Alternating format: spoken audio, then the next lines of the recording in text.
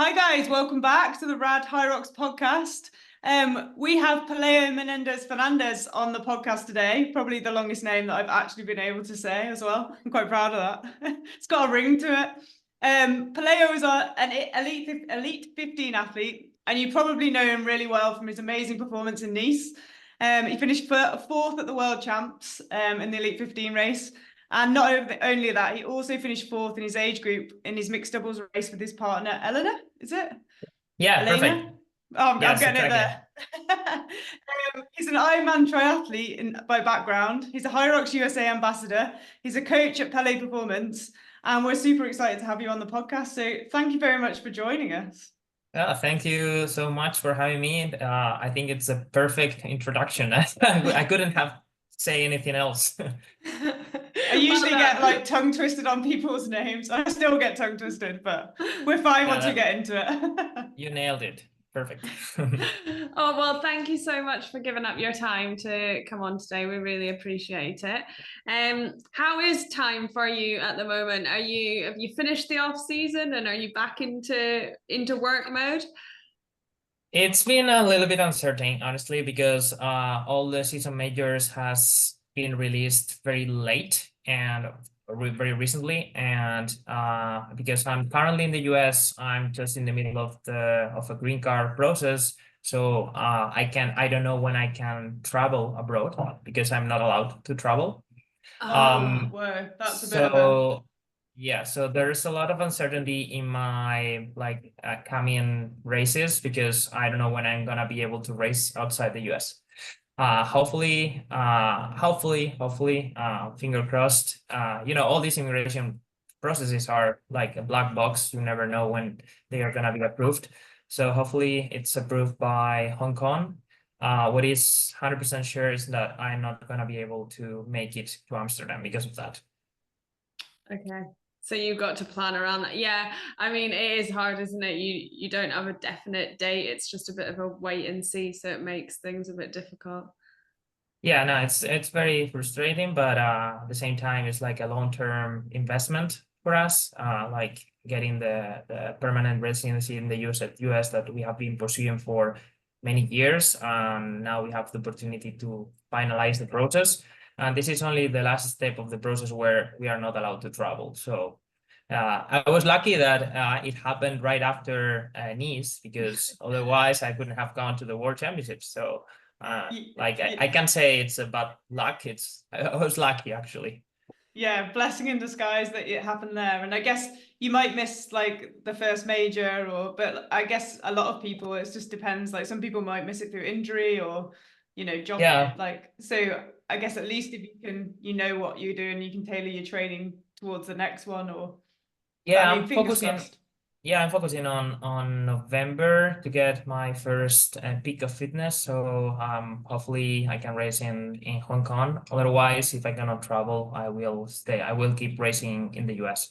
So it will either Chicago, Dallas will be my two races here. So I have a backup plan, not the same as racing in the Elite 15, but still having fun.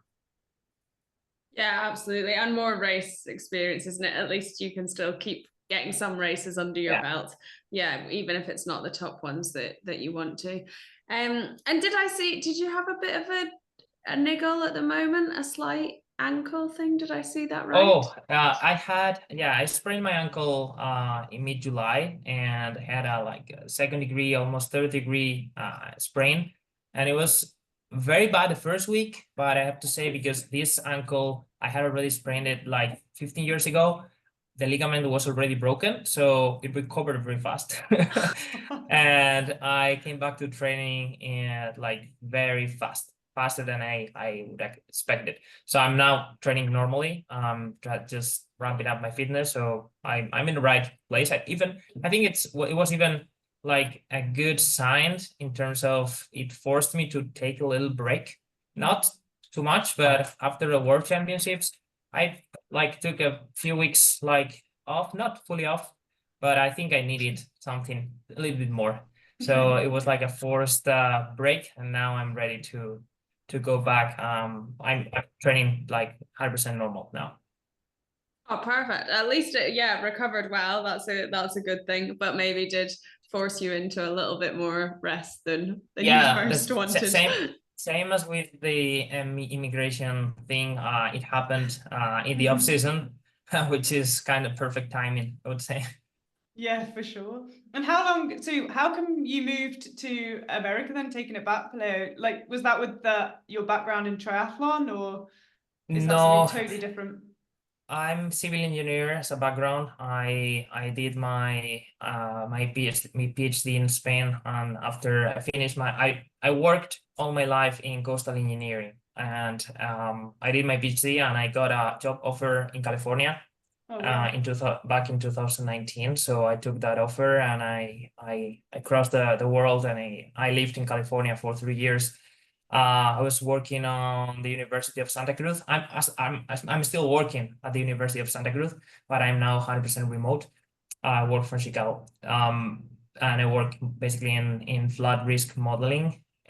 So I'm the guy who's crunching numbers with numerical models and trying to figure out how coastal risks will be in the future and how it's going to impact the insurance policies and any policy in the coastline. So it's a absolutely different topic from the sport background.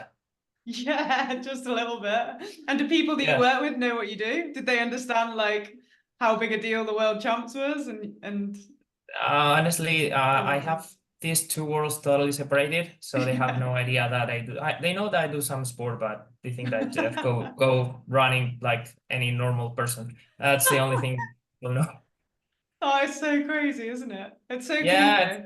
that's kind of crazy. But when people are not in the same world, it doesn't matter. So it's like I also like think that having both worlds separated helps me a lot to disconnect from one to each other.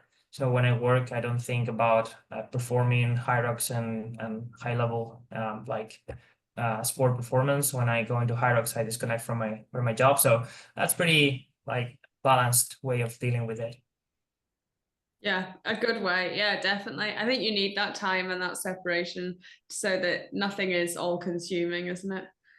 Yeah, when both things are now pretty like high level, I would say, and for me they are both important. I prefer to like not mix them too much, and not having the pressure of, okay, I'm working out, but I need tasks to do for work, or I'm working and I need to work out later. So just I try to isolate both worlds, and it's about organizing your day. And yeah, but it's working very well so far. Yeah, you must be very good at organizing your time and prioritizing and scheduling if you're still, because I mean, a lot of athletes competing at the level you're competing don't still work. They are just athletes. Yeah, that's one of the things. My wife is even better than me, I would say. I learned from her. She's very time efficient. A little bit like more disorganized, but she is, but she's helping me quite a lot. And this is one of the key aspects of the reasons why we created our coaching company, because we think people can benefit not only from our sport background, our knowledge in sport, but also from the fact that we are normal person with full-time jobs who can manage both things. And I think that it's a value that we can provide us also to people. And it was the trigger to launch our coaching company, other than the high level performance. Yeah, I think it's so important though, because you're relatable. Like people think like more so, oh, if you can do it, why can't I do it? If you're still like working full time and can manage the training, then like people relate to that. Yeah, and I can understand when you have to travel for work, you have to adapt. When you don't have the equipment, when you don't have the time, when you have a very limited, like, even though providing confidence to the athletes is very crucial, people need this reinforcement of probably not following the optimal plan this week, but we need to make sure that they still feel or keep confident on the process in the long term, and not focusing on what's happening 1 week where they cannot manage the workouts in the same way as when they are at home, like only. So I think there's a lot of things that we can contribute in this regard. And I find it very, very interesting, dealing with or talking to people about this, and that's great. Yeah. How long have you been running the coaching side of things? Is that recent? I've been coaching. Doing it for a while. I've been coaching triathletes for 4 years already, but we created the Hyrox focused company back in June, after we came back from Nice. We started working with athletes by the end of June, and we have we are almost 20 people now, so it's pretty nice group. I don't have the time to dedicate to many people, so we need to limit the number, but we're still open to help a few more. So it's been an incredible experience. Everybody's different. It's like dealing with many personalities, many people who works in different jobs with different requirements. If coaches don't understand that, they are missing like a big important piece of the puzzle. Yeah, for sure. And do you tailor, is it individual training as in you tailor it to them? So like around, like you said about if they go away with work, you can change their training. Yeah, we are actually offering the one-to-one coaching, which is the fully committed coaching where I work directly with the athlete. I talk to them, I understand what they have in the daily life, and I adjust everything to what they need. And then we have the standardized program to pick for performance in certain races, where we try to create a system that the athlete, without so much feedback from our side, can adjust by himself. So we work with, we categorize the sessions in key sessions, supporting sessions, optional sessions, and every athlete know that they have 2 or 3 key sessions every week. They have to do the main things they have to do are those 3, and then they can play around with the rest of the sessions and do their own, adjust to their own schedule. So this way, which I've learned from my triathlon time, I think it's working very well for the people. So this is not a fully personalized coaching. This is one of the options, and the other is the one-on-one. But the one-on-one, I'm not able to work with more than 5 athletes at this point, because it's very time consuming. Yeah, you have a lot on your plate. Training, working a full-time job, and the coaching. Yeah, I also have to coach myself, which is kind of hard as well. Yeah. That's what I was going to ask. So do you coach yourself, or you and your wife together? Do you give each other sessions like the Hogans do, or? Yeah, both of us. I think it's a work. It's a teamwork because we know each other very well. I'm usually the guy who just planned everything, and then she comes and she make adjustments or suggest any changes that is probably good for us. So we usually work out together most of the times. We don't do exactly the same workouts because we need different work in different skills. So she needs to work more in her running. I need to work more in my strength. So we have different needs.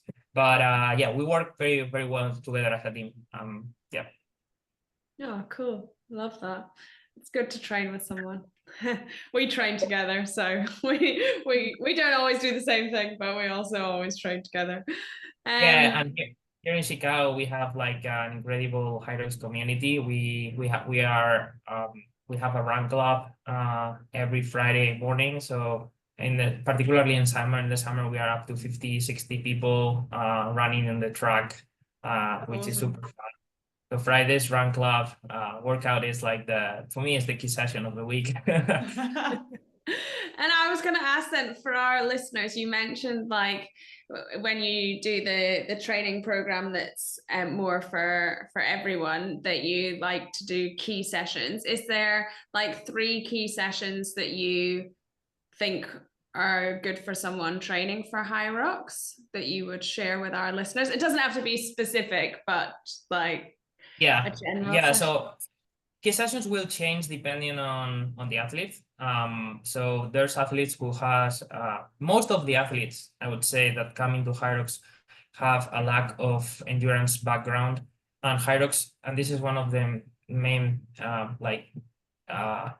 errors that people make, is that Hyrox is like an endurance race. You have to build a big engine, and you have to run. There's no way you can skip running. People are If you trying, don't aren't have- they? They're still trying. Yeah.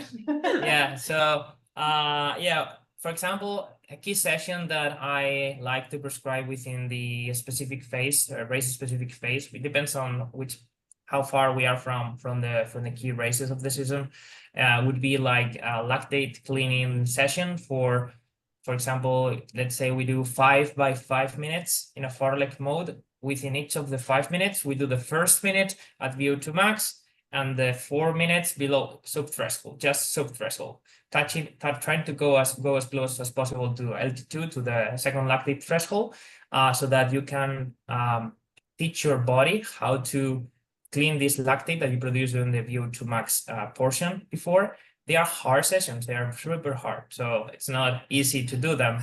But it's a way of simulating how your legs will feel after going out of the sled push, or how you go when you go out from the skier, where you usually overpace and you are a little bit like with lactate everywhere. So it's a way of replicating this effect and teaching the body how to clean this lactate throughout a period of time after the VO2 max hurdle. So for example, this is an example. It's a very simple. There's many other like combination variations and things, but it's a very simple example. And Yeah, do you take some of your sessions, so for example, that session and working at like threshold and your VO2 max, have you taken that from your triathlon background and moved it into Hyrox, or have you had to adapt because you're obviously doing Ironmans, which are a lot longer, and not say an Olympic triathlon? Yeah, you're correct. No, I had to adapt it. This is Hyrox is compromise running. Triathlon is also compromise running, but Hyrox, you have to do it many times. So it's quite different. It's even more important in Hyrox to learn how to clean the lactate than in triathlon, because in triathlon, you bike for a long period of time, you get off the bike, you start running. Yes, of course, your legs are a little bit heavy, they feel heavy, but you are always in like for long distance in an aerobic like zone, even for the bike or for the run. In Hyrox, you are crossing your threshold, going back, crossing your threshold, going back, crossing your threshold, going back. So all these spikes will affect a lot your running capacity. So that's why I think that these lactate specific cleaning sessions are more Hyrox sessions than triathlon sessions.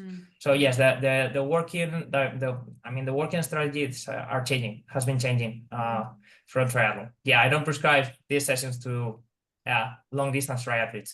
It could work for short distance triathletes, people who like racing sprints or even Olympic. I wouldn't say Olympic distance is long enough, but super sprint and sprint distance, these sessions also could work, but it's Hyrox specific. Yeah, for sure. And then from your background, did you just race Ironmans, or were you all distance for the triathlon before? Or? I raced everything. Everything. I've been racing since 2010. I started with short distance triathlons.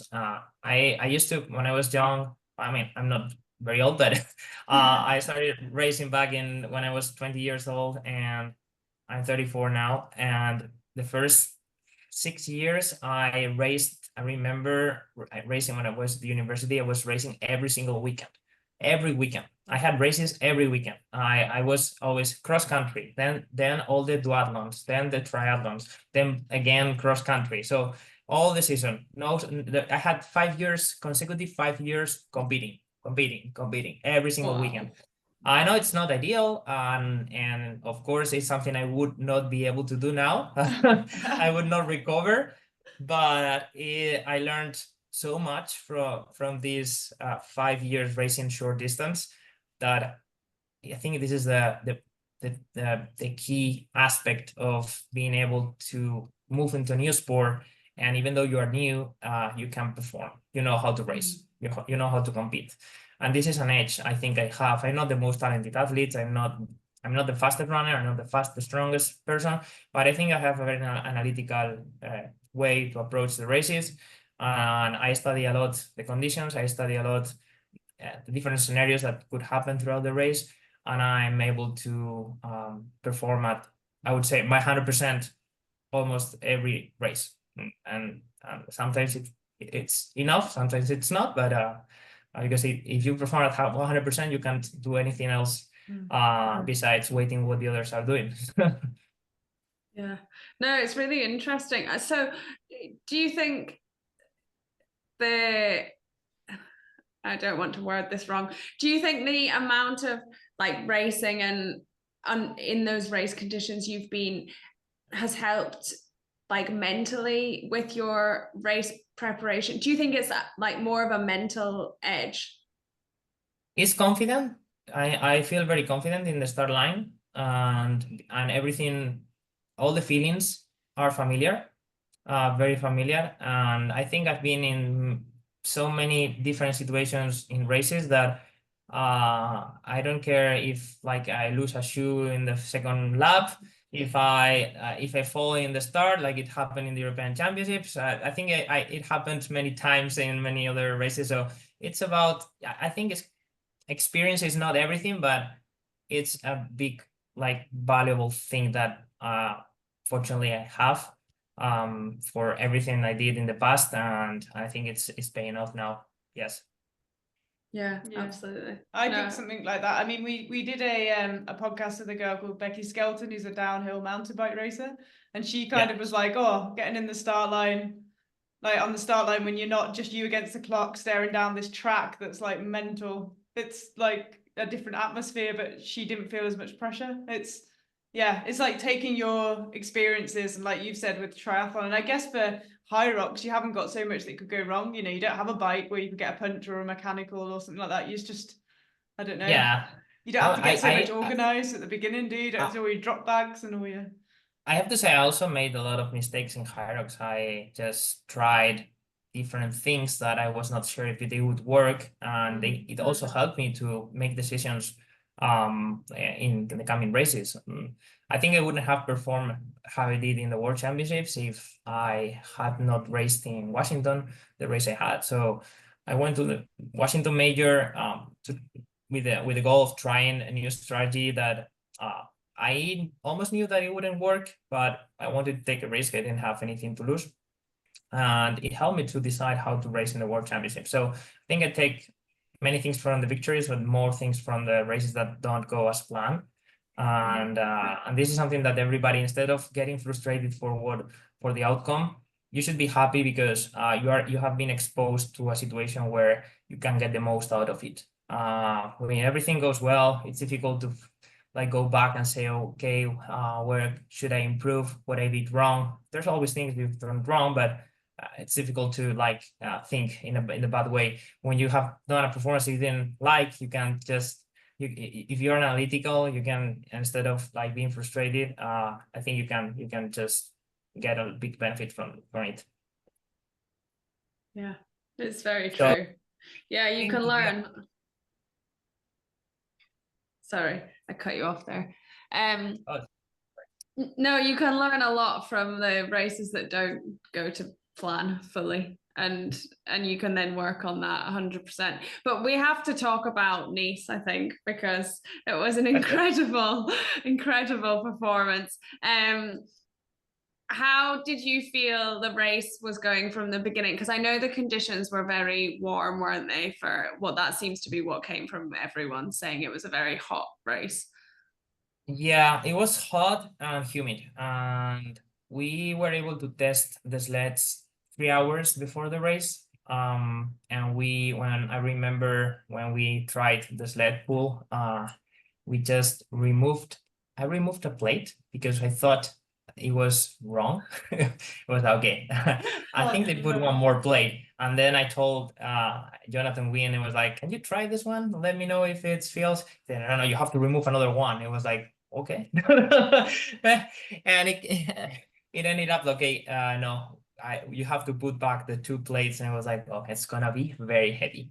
So based on how I felt the sleds and knowing that this is a weakness for me, in theory, what I did is, I know that I don't perform the sleds very well if they are heavy, and I go very like fatigued into the sleds. If I push too hard on the ski and the run before, the sled push is a nightmare to me. So I just decided to start with a couple of gears less, a little bit less than I was expecting to do, and I went through the sleds very successfully. So that was I think it was once I got out of the sled pool and I was fourth, I knew that the race was like going to be very good.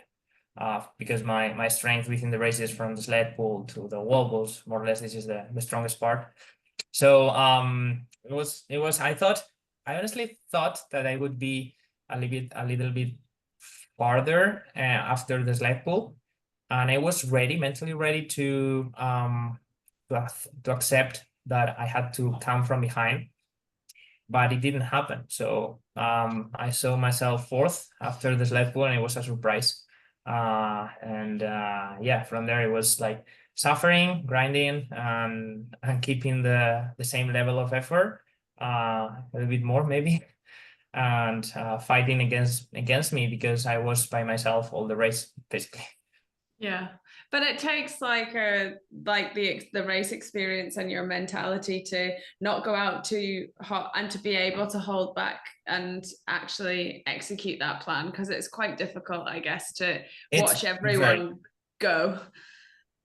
It's very difficult. It's very difficult when your strength is the running and you are running together with people who are 3 or 4 minutes slower in 10K than you. Is like, okay, you are being very conservative, but but you're in the right place, and you know that then they ski very well, better than you, and they will go together with you in the ski. And it was like, okay, don't over ski. To me, the ski is the station that will affect the most the rest of the race. I think if you overski, and by overskiing is only doing it by 3 seconds per 500, you don't need to go very far. So the amount of effort you have to put to go 3 seconds faster at the paces we go is incredible. So many watts, additional watts. So yeah, it was mentally, as you said, I had to play like a mental game in, like, don't think in anything else than your plan and forget about what's around you. You will probably be last after the ski or last after the sled push. Doesn't matter. Your race starts after the sled pull. But it came up that I think the conditions, the heat and humidity, affected people earlier than I expected, and it affected people at the sleds as well. And that's why I was in the front pack or in the second pack after the sleds. I mean, that is like, it is crazy. And I mean, you must have come out and been like, I'm guessing you just thought, I'll just put the hammer down because it's mine now. Did you? Yeah, the thing is that I thought that, and then I went to the bar piece and I saw James Kelly passing me like if he was flying. Okay, things are not going as good as I thought. He did fly through those burpees. It was him, it was not me. And then we have to talk about the wall balls. What were you thinking whilst doing the wall balls? Like, did you even know what was going on? Did you know what happened with, I guess, it was Sandy and his counter, and like, or are you just in your zone praying that absolutely no idea. I was in my zone. The only thing I knew is that Hunter was on my right. Yeah, I was gonna say, did you know that's the only thing I knew. And I knew that I had gone into the wall balls like a few seconds behind him.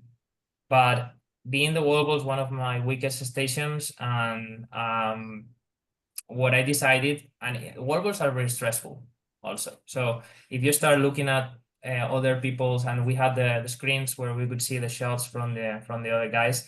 So I just put a blinder here and I said, okay, do your thing, push as hard as you can, and when there's 10 left, look at your right and check how everything goes.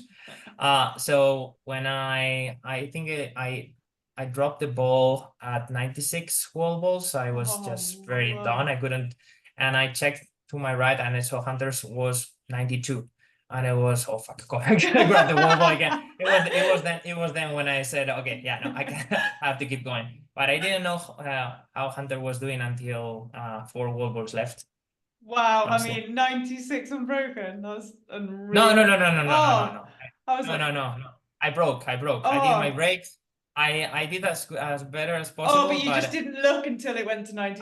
I didn't look into their target because I think I would stress myself too much. Yeah, got you. So I decided to like go by myself, and yeah, it worked. It did work, yeah. Like, but then I just think that's such like self-discipline. Yeah.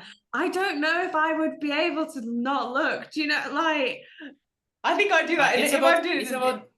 It's not discipline. It's about I knew what I had to do, and it was super focused on. I'm a person who I don't like to spend energy in anything else than the thing that I'm doing at that moment. So if you turn around, you start looking the other people, it's energy. It's a waste of energy.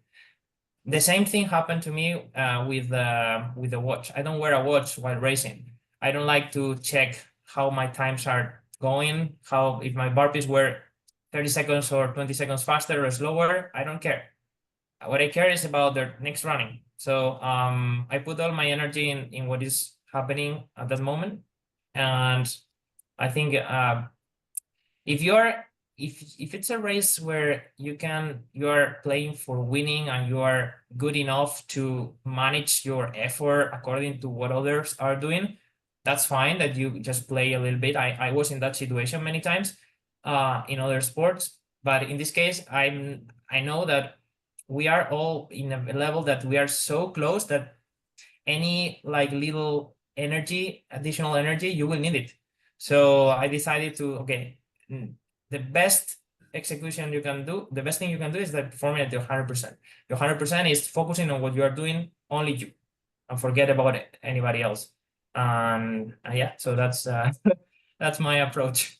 Yeah, well, it is a good approach, yeah, and it's a working, proven approach because you are smashing it.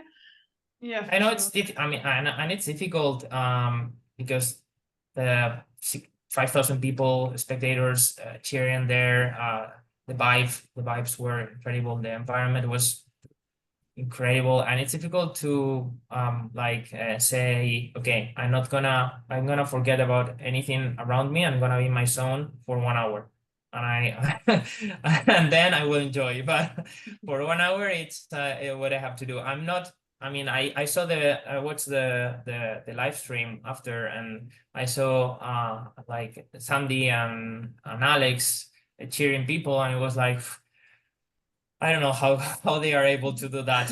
They have to be so good to like being able to have energy to say hi to people. The only thing I just did is I smiled my wife in every run lap. That's the only thing. It was one smile per lap. That was and it's also part of the strategy. Only one, limited, one per lap. Yeah. One per lap.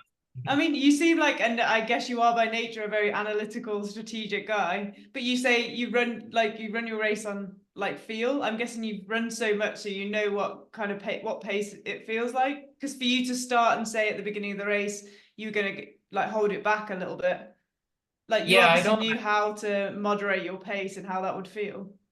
Yeah, and I train like this as well. I've been training like I wear my watch while training. What I do is, and this is one of the key aspects that I try to teach my athletes, is that in a Hyrox race, your paces don't matter because you have to adapt your paces to your perceived effort. So you have to understand how to run at your maximum according to your perceived effort. And so what we do is they wear their watch, we track all the numbers, we track the data, but we run by feeling. And most of the time, not always, but many times, we ski by feeling, we row by feeling, not always, most of the times, I say.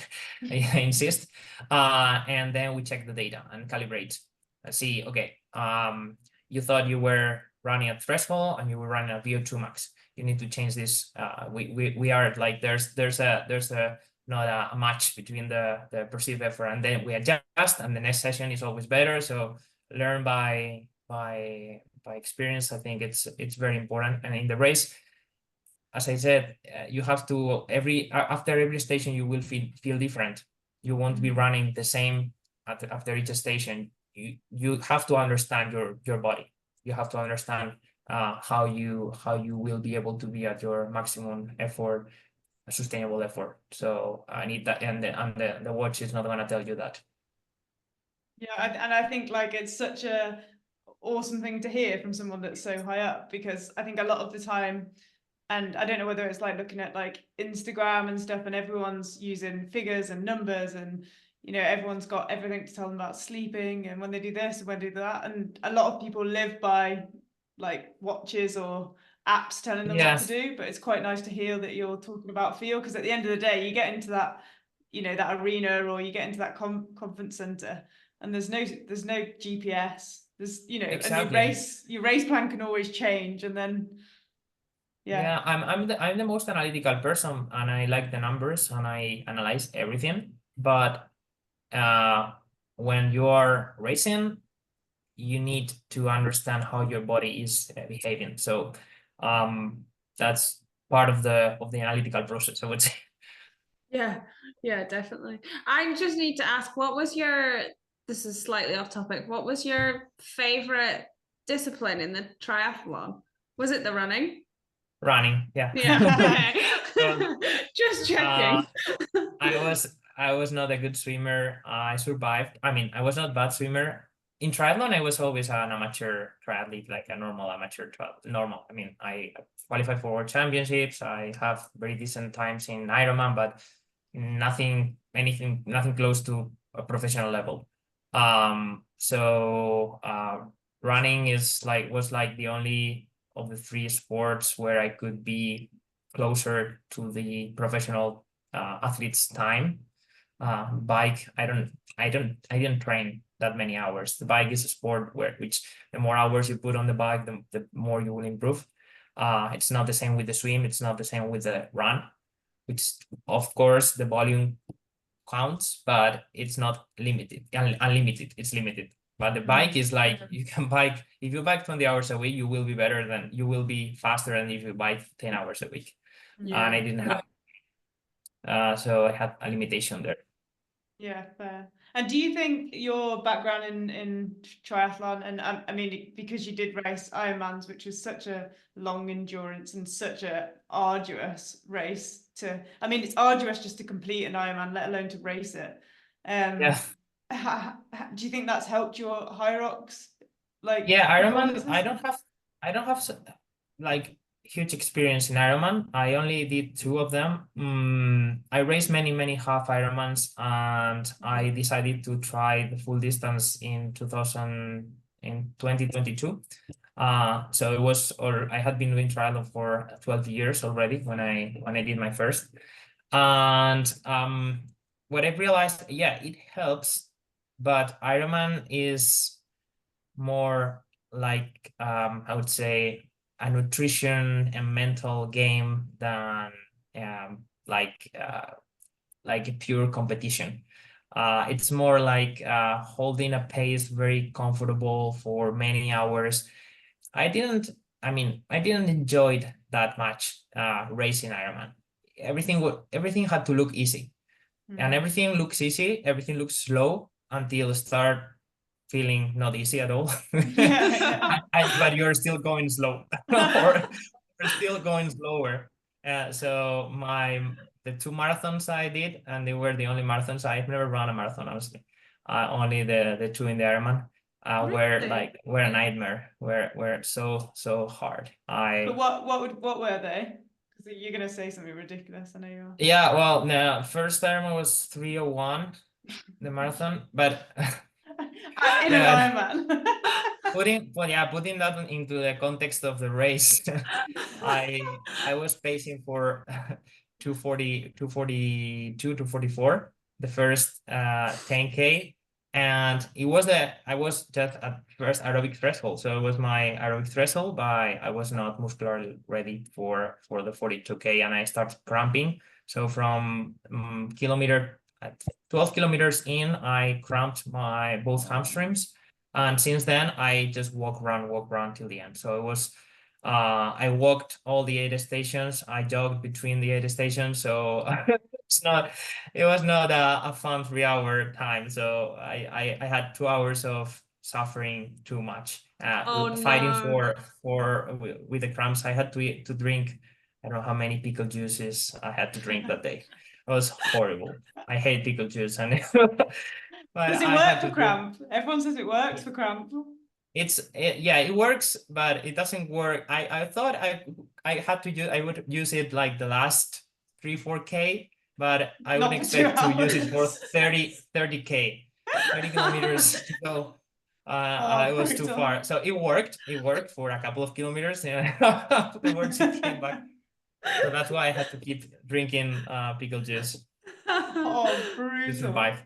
And then in Kona, in Hawaii, the first one was in Texas. I qualified for the World Championships in Hawaii, and Hawaii was even worse. It was not cramping. It was like I bonked. Oh. I had nothing left. I did a very decent first half marathon, and then I had nothing. It was like, and my nutrition was going on point. I was able to eat all the race. I kept eating, but I was not ready.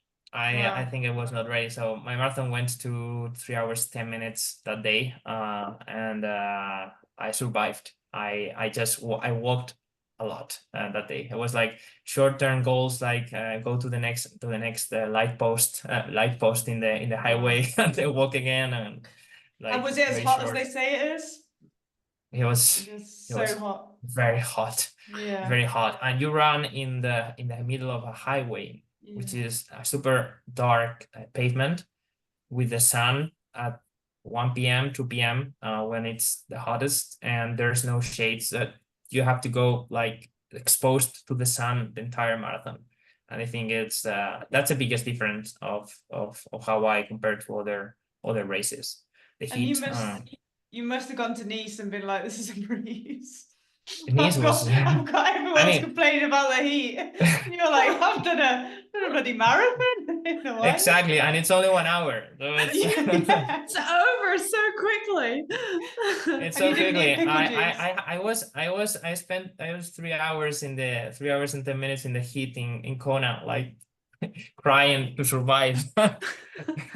Oh man, that is I like, mean, I feel like if you can do that, then like it is that whole thing of experience and mental game. It's sometimes like when you've had an experience that's worse, it kind of Yeah. helps you then to be able to put that in your brain when you're in the hurt locker Yeah, in the race in the future. Another thing that I've learned in Ironman is never throw the towel. So it's like I love, for example, in Kona I had my nutrition plan super strict. I had all the nutrition with me on the bike, and I knew when to eat, what to eat, and how often, everything. I had everything planned, my bottles. I have 5 minutes into the bike, I lost all my nutrition.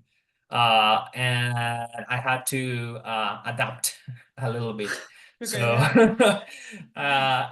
I kept the nutrition very high because I wasn't grabbing things in the 8 stations, but it was something it was not planned. But yeah, so things like that, instead of saying, okay, it's done, the day is done, it was like, oh no, I came here, I will keep fighting until the end. So sort of things that whatever happens during the race, there's always time to go back. Yeah, wow.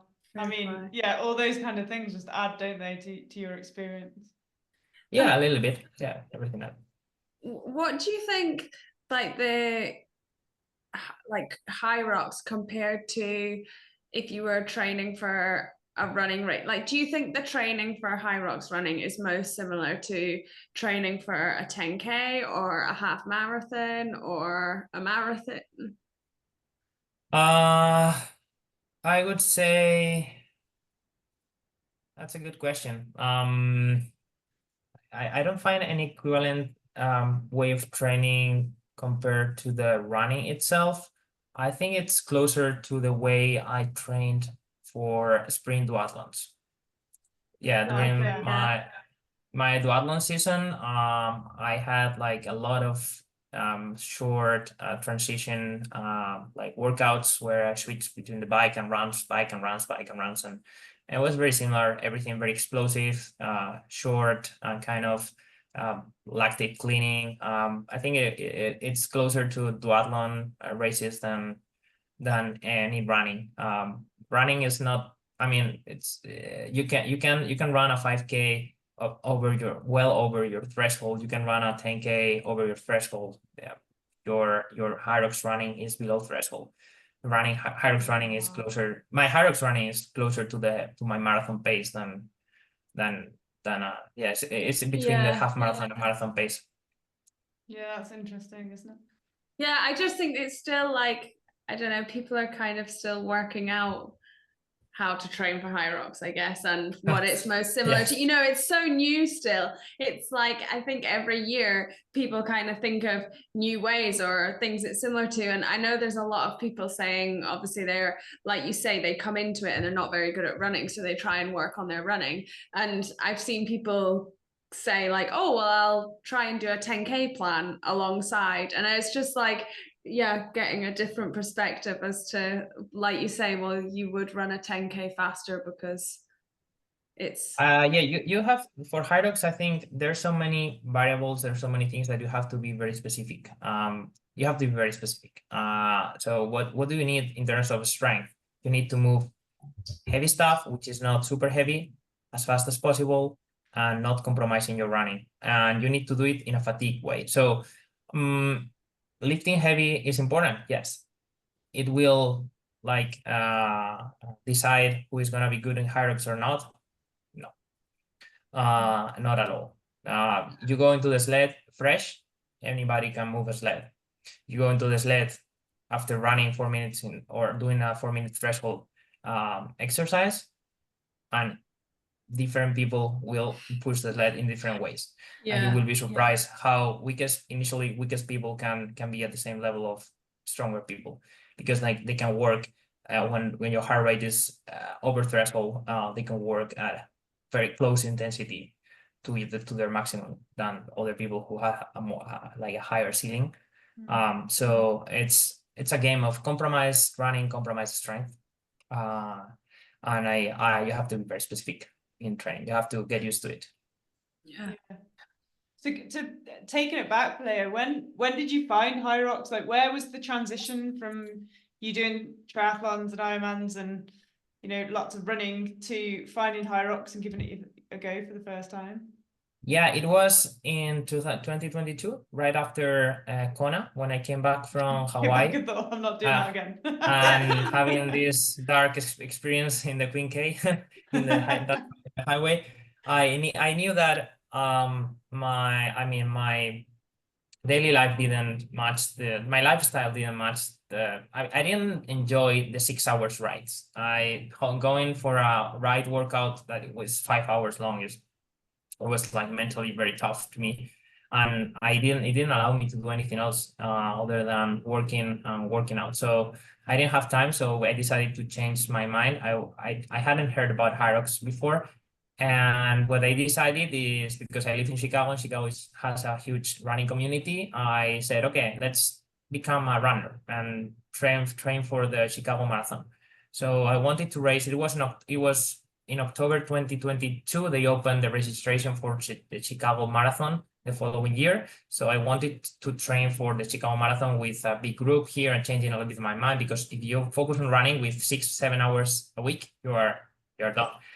But because I had never done a marathon before, I didn't have a time to validate, and I was not accepted into the marathon, so I couldn't make it into the Chicago Marathon. And like a few weeks later, I heard about Hyrox, and it was like, okay, maybe try a different thing that is not only running.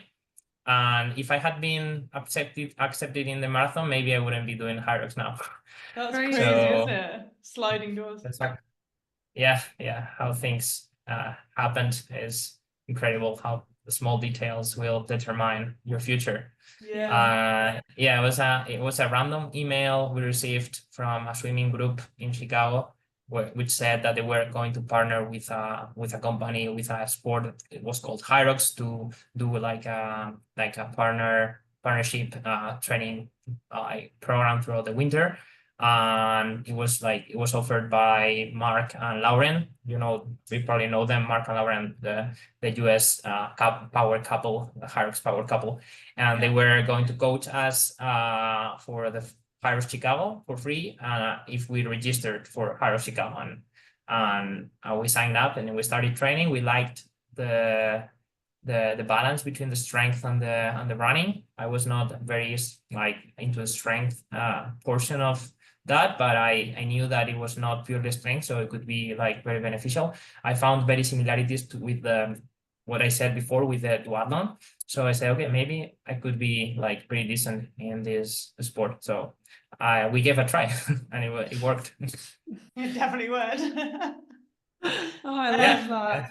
That's so good. And then did you race like straight away? Did you do mixed doubles or did you do singles first? Mixed doubles. Yeah, I did singles. I did open. I raced open. The first one was Open Chicago 2023. So last year, basically. It's only a year and a half. That is crazy, isn't it? Yeah, I raced Chicago Open. I won the overall North American Championships Open, and my first race without any specific preparation. I would say like going and see what happens there.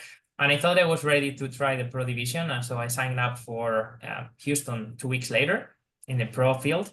And I remember going to Houston on both sides. I had Ryan Kent, I had Rich Ryan, I had there Rylan Shadek, and it was me in the middle. It was like, okay.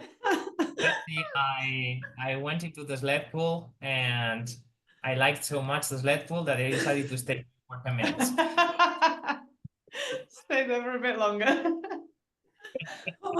Oh, I enjoyed so much. I said, okay, you guys can go. I will stay here. So I had 10 minutes sled pull, and then I had 8 minutes wall balls. Everything else was very good. I had the fastest run time. I had a very decent stations besides these two. And I was like finished, I think 9th or 10th in the overall classification ranking. So, but even though I finished that far, it was the race where I knew that I was going to be in the lead 15. I knew because there was only two things I had to figure out there, and it was not that far. And yeah, so I worked for a little bit specifically on the sled pull and wall balls until the next race it was in New York in June, and I won the race in New York. So and since there everything went like very well. Mixed doubles, we raced the first mixed doubles this year. We had not raced together until Florida. We raced in Florida in Fort Lauderdale for the first time. It was super fun experience.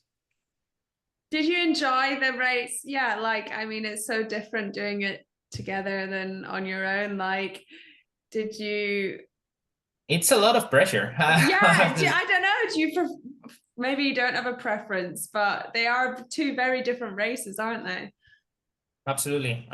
Very different weights, different intensity. But for me, the mixed doubles is like resting on the runs and pushing as hard as possible on the station. So it's totally different energy systems, which is not my best or it's not my strength, but I enjoyed it. And in the World Championships in particular, it was a race that was super fun with so many competitive couples. It was amazing. We had a really good time there. We started slow. We just went slow at the beginning. I was very tired from Friday. Yeah, I'm not surprised. I was destroyed. I was not tired. I was destroyed, but yeah, I warmed up very fast, and then we enjoyed the race. I think we finished 4th in our age group and 6th overall. It was very good. Yeah, it's incredible. Planning to do some more mixed doubles races? Yeah, we don't know yet when, because so the goal this season is trying to qualify for the World Championships again, because I'm qualified for all the majors, so I don't have to worry about getting a good time before any of the majors.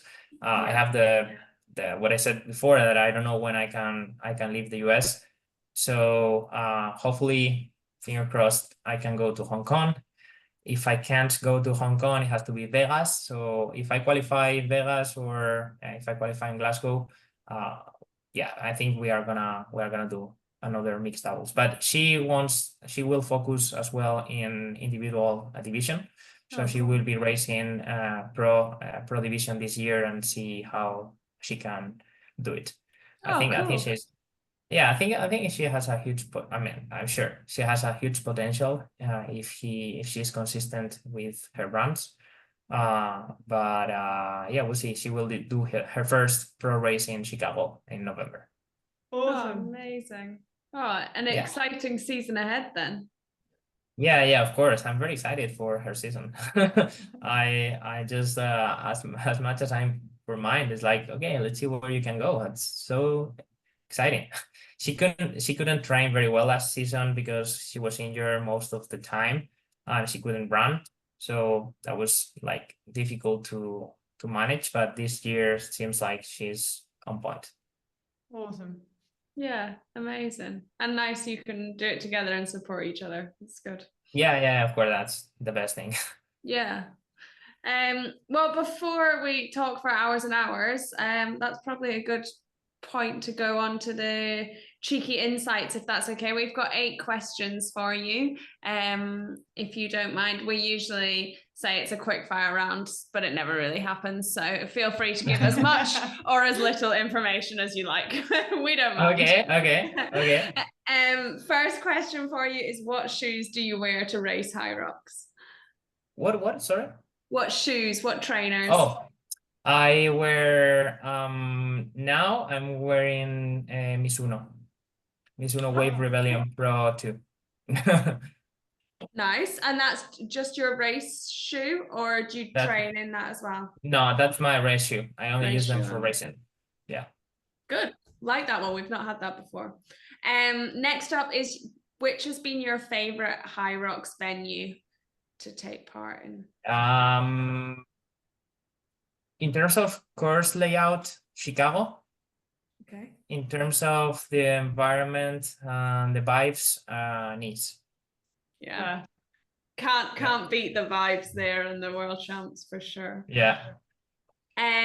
Okay.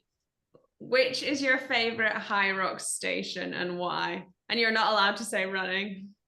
Okay. Rowing. Rowing is my favorite. Okay. Yeah. I think it's the one I feel more comfortable. Yeah. And I don't know why it's the one I picked very fast when I started training for Hyrox. And my times were always like almost like the lead level, and the rest of the station were a bit behind. This one was like easier for me from the beginning. I have no idea why. Oh. Good form, good technique. Oh, well, maybe you should take up rowing next when Hyrox is done. Yeah. Olympics, LA 2028. I check the rowing, the competitive rowers. They play a different sport. Okay, yeah. Absolutely different. Okay, next one is, if you could do a doubles Hyrox with anyone in the world, who would it be?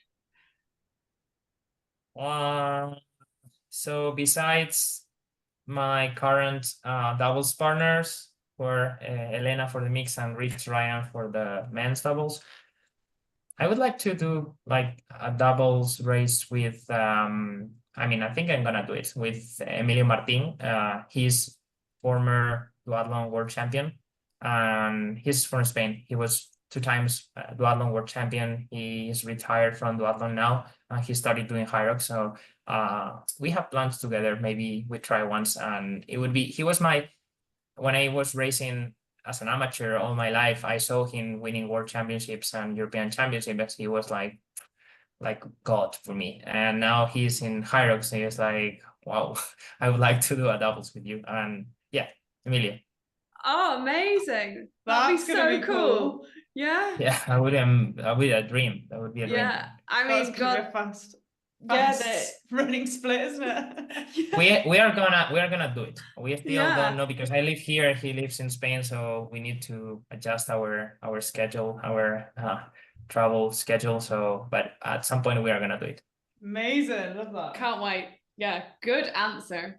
Okay, next one is, do you fuel for Hyrox? And if so, what do you use and when do you take it during the race?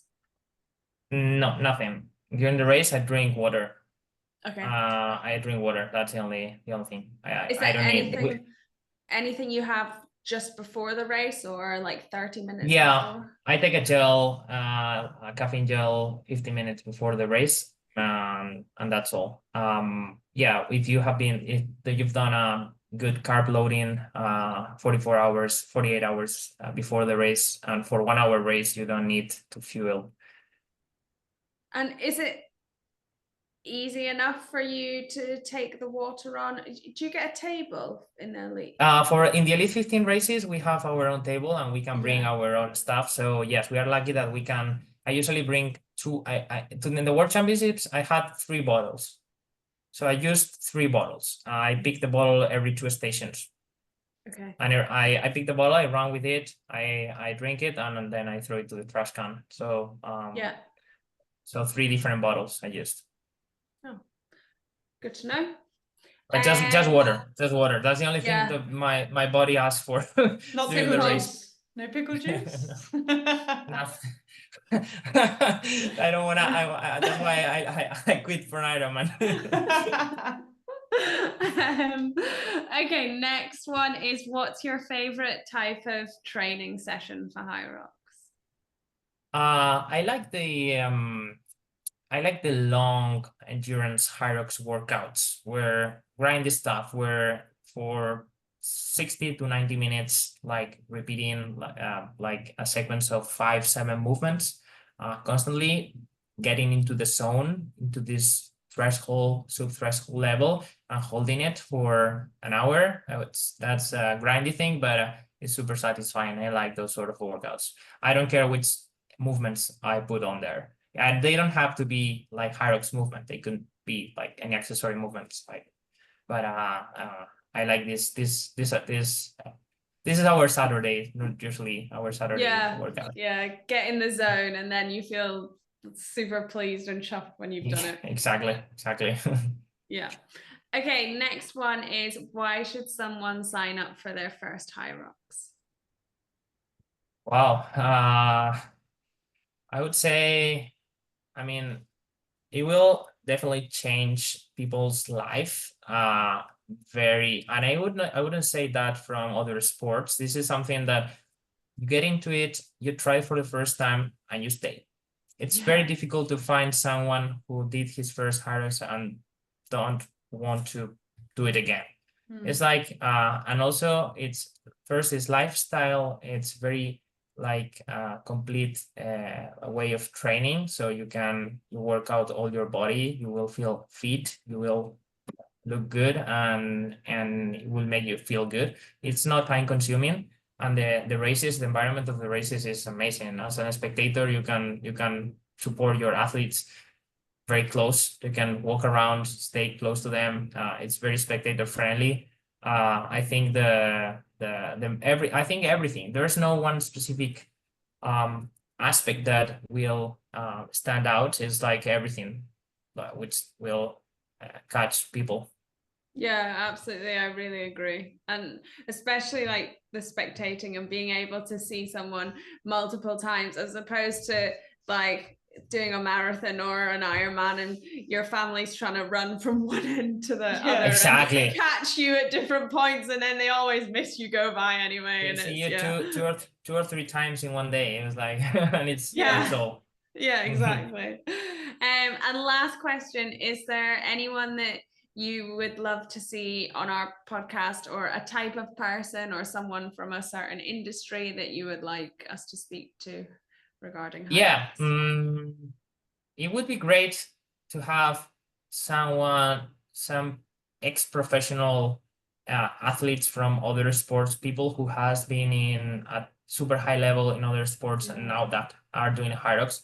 I have many examples, but just comes to my mind Sebastian Kinley. Was a former Ironman world champion. He's now doing Hyrox. Also a very famous, one or two most famous triathlon coaches in the world. Dan Blue. Dan Blues, he is a New Zealand guy who is also trying Hyrox. So these like people who has invest most of his life doing high level or training people or even racing at high level in other sports and now do their transition to Hyrox is always nice to see, to know their point of view about the sport, because obviously there's other sports where they are more advanced. I say that Hyrox is like triathlon in the 90s. We are still very far behind. So yeah, no, but it's really interesting to see what people think, and I think that's one of the things today. We were like, what do you think, like coming from a triathlete background into Hyrox? It's really interesting to hear. I was always on like a normal triathlete. There's thousands and thousands of triathletes like me. But I would like to, I would like to see, I love interviews with people with high level athletes in other sports, with other different backgrounds. Totally, that have like been elite in their area and then now they've come across to Hyrox. Yeah, for sure. Yeah, that's such a good one. Yeah, no, it's very interesting. But I mean, you have been very interesting. Thank you so much for letting us chat to you and find out a little bit more about your story. And yeah, it's been a great conversation. Of course. When is your next race? Where are you gonna be? We booked on for Madrid, aren't we? So hopefully we can make that. I know, sorry. I wish I could be there. Yeah, I know. We're hoping we can make it, depending on work. But if not, we'll definitely be like November, December time that we'll try and get our next one in, and then into the. We'll probably be at Glasgow because there's a major at Glasgow. So, that's down the road from us. So yeah, we're waiting for that. 100%. Yeah, we'll be there. 100%. Yeah, so if it's not before, we'll meet in Glasgow. Yeah, that'd be amazing. Oh, well, thank you so much for your time. I'm really glad we made this work, especially with the time difference. So thank you so much for coming on, for giving your tips around, pickle juice and not wearing a watch all the time and not always following what all the tech might say. So I really hope people have taken something from this. And if you have, please share this episode. Please follow along with the Rad Hyrox podcast. And Pelayo, where can everyone find you? On Instagram, is that the best place for you guys? Yeah, Instagram is the main platform, Pelayo Felechosa. So this is my Instagram. Pele Performance is our coaching company Instagram. So both of us, both profiles, you can reach out to me directly. Perfect, and we'll make sure we link them in the show notes anyway. But yeah, give Pelayo a tag if you listen to the episode, and get in touch with him if you want some more support for training for Hyrox, and follow him next season. Hopefully you get your green card and what will happen when you get your green card? Will you be on Team USA or Team Spain in the relays? No, Team Spain. Okay. Just gotta check that one.